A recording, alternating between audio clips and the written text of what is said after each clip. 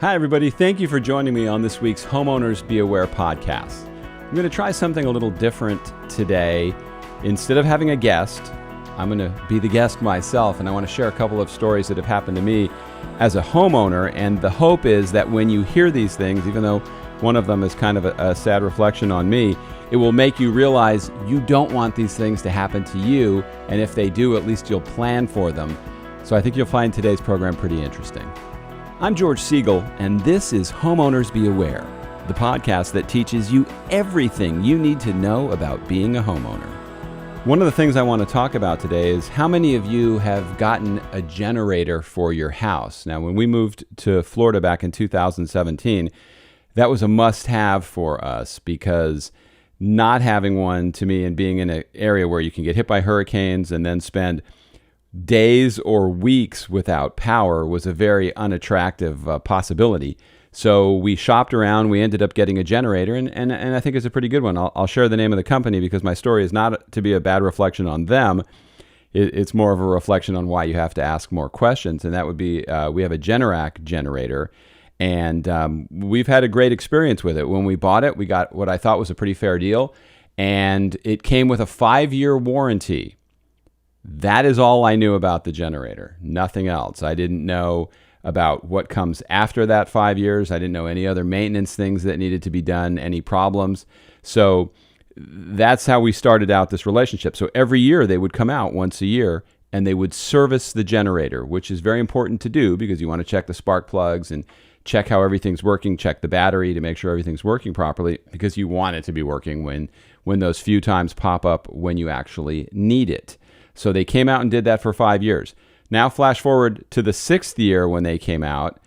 I had never asked how much each service was after the warranty or the 5 years that were part of the sales plan, how much those cost.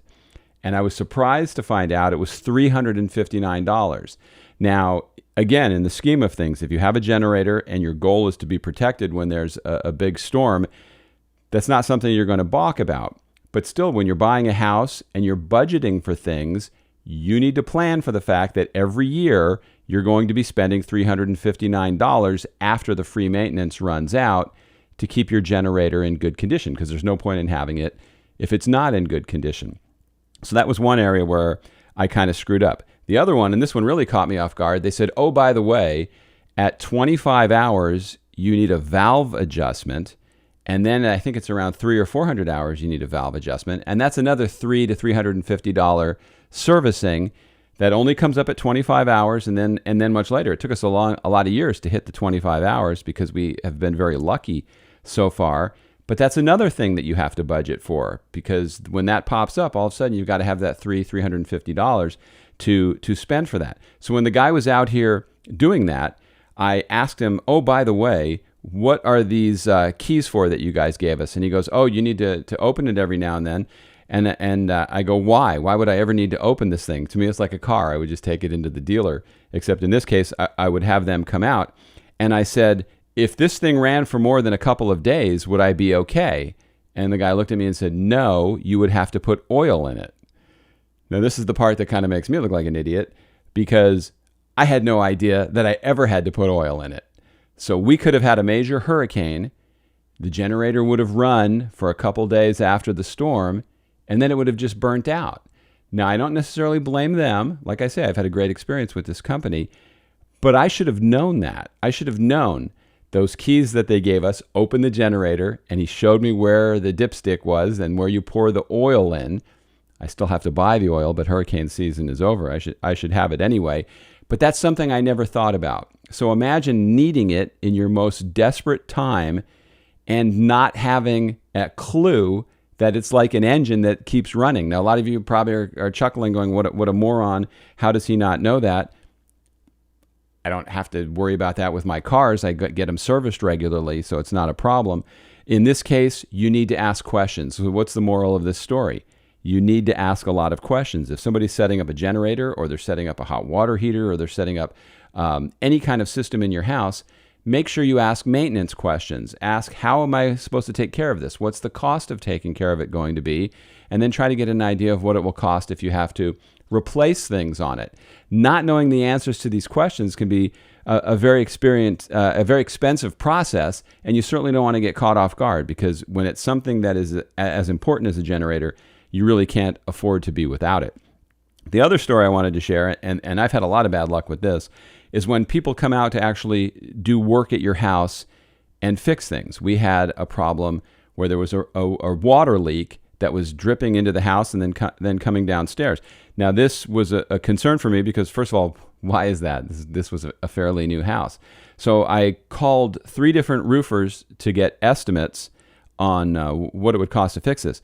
One guy gets out of his truck, he walks over to the front of the house, he looks up at the roof, and he goes, "That'll cost you $2,500 to fix."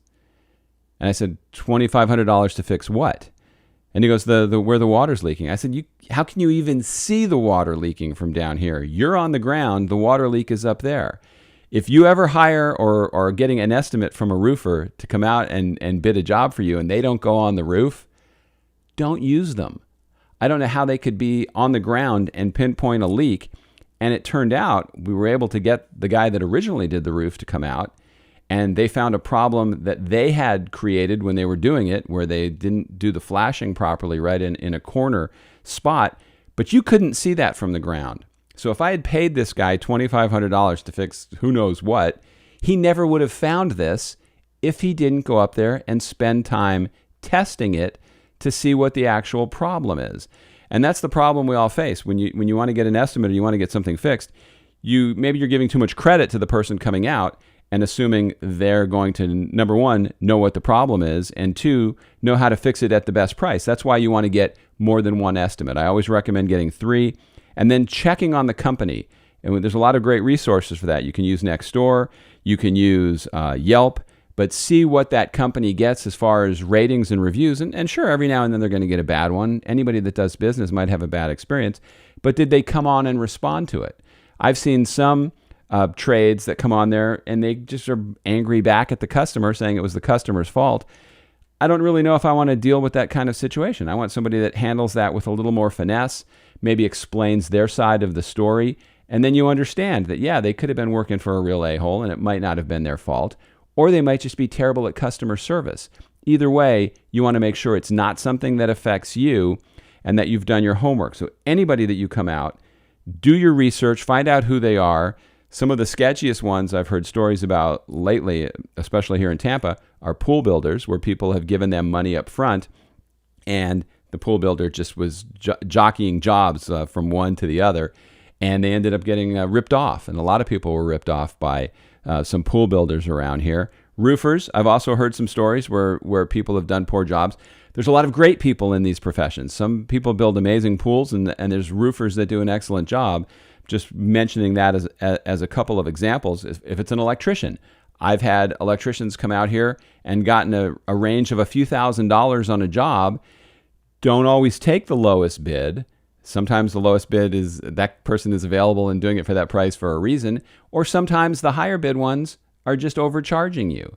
So you definitely want to do your homework. Don't go into these things blind, because you feel like there's a target on your back when you're a homeowner, and you want to do everything you can to improve your chances of getting the best deal. Now, I always say every week at the end of the podcast, if you have a story, good or bad, about homeownership, I'd love for you to fill out the contact form in the show notes. Reach out to me. Let me know what that problem was. Maybe you can come here on the podcast and talk about it so other people can learn from your mistakes. I have dozens more I could share of mistakes that I've made over the years. And generally, when you make a mistake, do you learn from it, or does it come back to bite you in the end because you didn't fix something properly, you didn't get a permit to fix it, you took the lowest bidder? There's a lot of different things that come up in a job. And as the person who owns that home, you want to make sure you get the best quality work, and you also want to make sure you get it at the best price possible. So definitely fill out that contact form. Let me know what issues you might have had with your house, good or bad. Maybe you were in a big storm. I'd love to hear from you and share it on the podcast. Thank you so much for listening today. I'll see you next time.